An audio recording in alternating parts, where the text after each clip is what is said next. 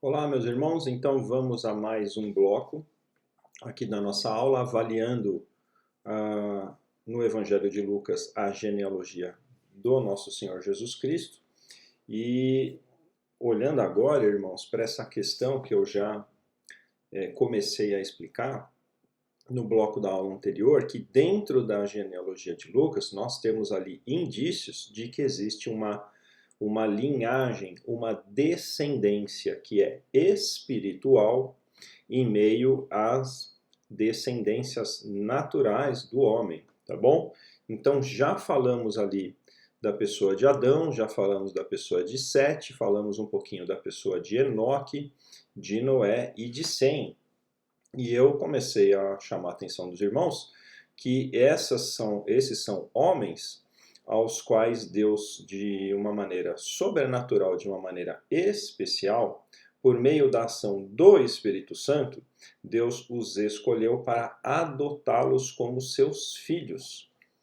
E expliquei, comecei a falar, e agora eu vou mostrar alguns textos, onde a Bíblia nos mostra que existe uma distinção desde a queda, desde Gênesis capítulo 3, a gente vai ler aqui alguns versículos agora, onde isso começa a ser explicado. Existe uma distinção dentro da raça humana de duas linhagens. Uma linhagem de homens que vão receber as promessas de Deus, que são várias promessas, mas que envolvem a salvação e a adoção de filhos para se relacionarem com o Pai, e uma outra linhagem, que é a linhagem dos homens que são rejeitados por Deus, cujo destino deles, infelizmente, é o juízo eterno, tá bom?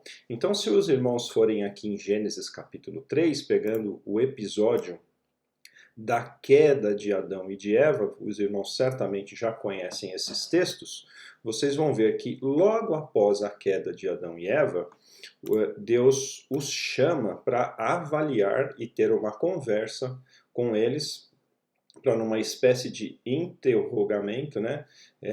Houve esse questionamento de Deus a respeito do que eles tinham feito, não que Deus não soubesse, porque Deus estava observando tudo, e aí Deus anuncia os primeiros juízos, tanto para Adão quanto para Eva, e também para a serpente. E especialmente para a serpente, Deus diz assim, vamos ler aqui a partir do versículo 14. Então o Senhor Deus declarou à serpente, que nós sabemos é Satanás, o diabo: já que você fez isso, maldita é você entre todos os rebanhos domésticos e entre todos os animais selvagens. Sobre o seu ventre você rastejará, e do pó comerá todos os dias da sua vida. E agora sim, vem esse versículo que os teólogos chamam de o proto-evangelho, aquele evangelho embrionário, é o anúncio de Deus que lançava ali para o homem uma luz de esperança, uma esperança futura que Deus, por meio de um descendente da mulher, iria trazer alguém que rendesse, que redimisse o homem dessa condição que ele tinha se lançado de pecador, tá? E esse homem que iria nascer da mulher seria um homem que iria destruir a serpente. Olha, o versículo acompanha comigo. O que Deus diz? Porém inimizade entre você e a mulher. Isso aqui ele está falando para a serpente. Porém inimizade entre você e a mulher.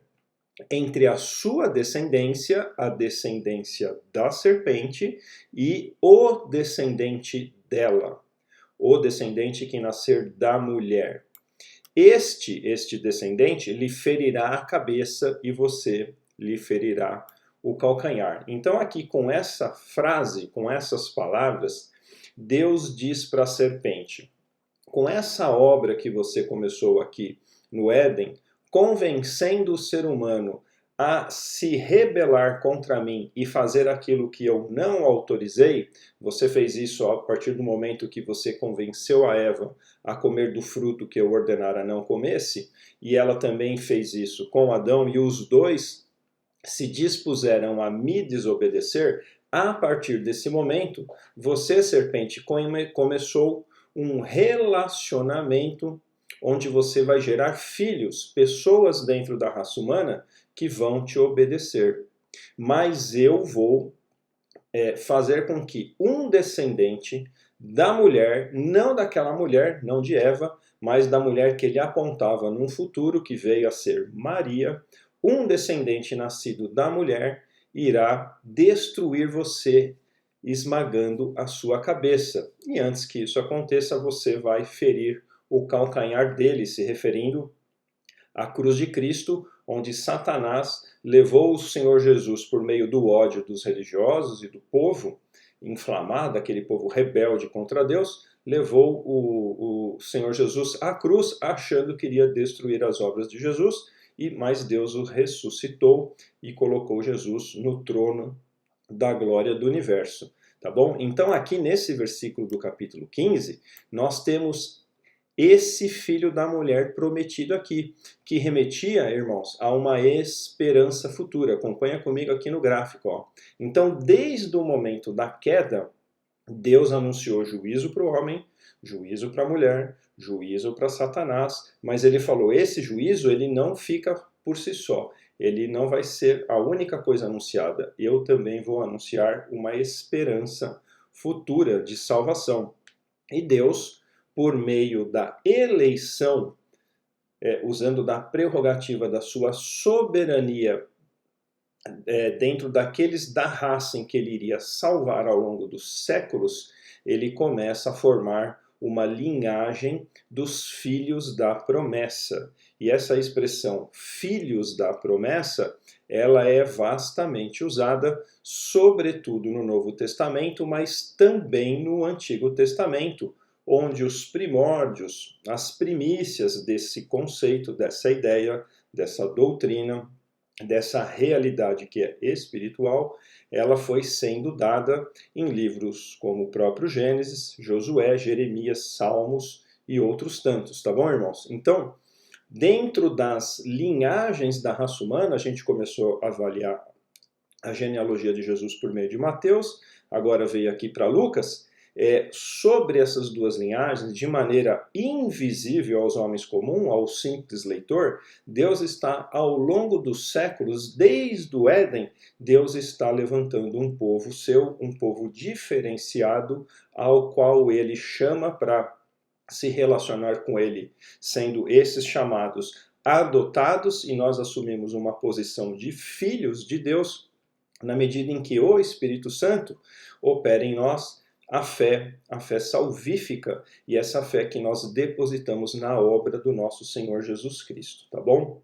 Então é tudo aquilo que nós já estudamos em aulas anteriores dentro do livro de Efésios, por exemplo, capítulo 1, falando da obra da salvação, e ali você tem um resumo de como Deus nos salva dessa condição. E muda a nossa descendência. Nós que antes estávamos em Adão, sendo gerados pecadores, agora nós somos gerados pelo Espírito Santo e adentramos na família de Deus, passamos a ser filhos de Deus. É muito interessante notar aqui no Evangelho de Lucas a expressão que ele usa aqui na sua genealogia é filho de, filho de, filho de. E ele, quando chega em Adão, fala: Adão era filho de Deus. Em que sentido? Nesse sentido da adoção espiritual, tá bom? Então, irmãos, agora vocês vejam que eu desenhei aqui do lado da genealogia de Lucas, exemplos que a Bíblia dá e vários textos que a Bíblia traz falando desses filhos da promessa, tá bom? De várias promessas que foram feitas ao longo do relato bíblico, tomando como ponto de partida aqui esse anúncio aqui em Gênesis, do capítulo 3, versículo 15, que a Bíblia promete que viria um filho de mulher, que iria destruir a descendência de Satanás, e como isso, desde Gênesis capítulo 4, já começa a acontecer. E está aqui a explicação de que porque Deus aceitou a oferta de Abel e não aceitou a oferta de Caim, né? Aquele cristão mais novo, novo na fé, com pouco conhecimento bíblico, ele fica se perguntando, não, mas é porque um deu com generosidade, outro deu sem generosidade, e as pessoas ficam tentando adivinhar por que que Deus aceitou a oferta de um e não aceitou a oferta de outro. Muito bem, a resposta é porque Deus, na sua soberania, decidiu amar um e decidiu rejeitar outro, tá bom? Essa é a explicação bíblica. E Deus vai reforçar esse conceito, por exemplo, aqui, falando da vida de Jacó e Esaú, você pode ler isso lá em Gênesis capítulo 25, Deus diz claramente, amei Jacó, mas me aborreci de Esaú, tá bom? E você vê a mesma coisa com relação a Sara e Agar, Sara, a mulher de Abraão, o patriarca, Agar, a escrava de Sara, que Sara entregou a Abraão para gerar um filho para Abraão. Agar foi rejeitada, o filho de Agar foi rejeitado, ele não era filho da promessa de Deus, ele era um filho gerado por meio natural, pelo simples deitar de um homem com uma mulher, por meio de uma atitude que fugia da promessa de Deus, e eles estão nessa linhagem aqui dos descendentes naturais, mas eles não estão na linhagem dos filhos da promessa. O filho da promessa de Abraão não foi Ismael, que ele gerou com Agar. O filho da promessa de Abraão foi Isaque, que ele gerou por Sara, tá bom? Então, irmãos, aqui está a explicação. Nós vamos fazer uma leitura comentada aqui de Romanos capítulo 9, onde vai ficar bem claro todos esses conceitos de quem é filho espiritual, quem é de fato filho da promessa de Deus e quem é simplesmente descendente natural, tá certo? E o que isso tem a ver com a história toda da redenção, que começa em Gênesis 3,15 e vai até a consumação dos séculos, tá bom? Eu vou fazer no próximo bloco, o último bloco desse estudo sobre a genealogia em Lucas, comentando aqui Romanos capítulo 9, que é um texto um pouco mais complicado. Mas os irmãos podem, quem quiser, fazer as suas devocionais olhando para essa série de textos aqui, para já irem se familiarizando com esse conceito das promessas de Deus, o que as promessas envolviam, e elas começam com essa promessa aqui, tá bom? De Gênesis 3, e elas vão percorrendo a Bíblia. Aqui eu destaquei os textos com o que envolvia a promessa dita naqueles textos, tá bom? E elas vão lá passando por Romanos, passando por Gálatas. Em João, como eu já falei na aula anterior, o Senhor Jesus diz explicitamente para um grupo ali de judeus, olha, vocês não são filhos de Abraão, vocês são filhos do diabo, porque ao diabo vocês obedecem, mas às coisas de Deus vocês não obedecem, vocês rejeitam as coisas de Deus, tá bom? E ele disse aquilo para israelitas.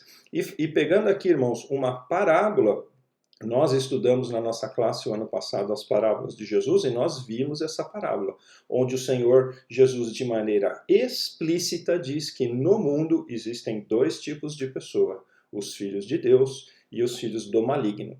E tudo isso, todas essas vastas informações, elas nos trazem essa doutrina, tá bom? Então o Evangelho de Lucas, ele tem essa prerrogativa, ele tem essa intenção de preparar o terreno para que o leitor da época viesse a se familiarizar com essa doutrina que vem do Antigo Testamento para o Novo, e quando chega no Novo, ela explode em muitos detalhes, em muitas explicações. Não tem como não acreditar nisso, não tem como não reconhecer que isso é uma doutrina bíblica, e você precisa conhecê-la, saber dela, crer nela e descansar nessas verdades, por mais que você ache estranho e não goste, tá bom? Então, até o próximo bloco, onde vamos comentar Romanos 9 para vocês, tá bom? Até daqui a pouco.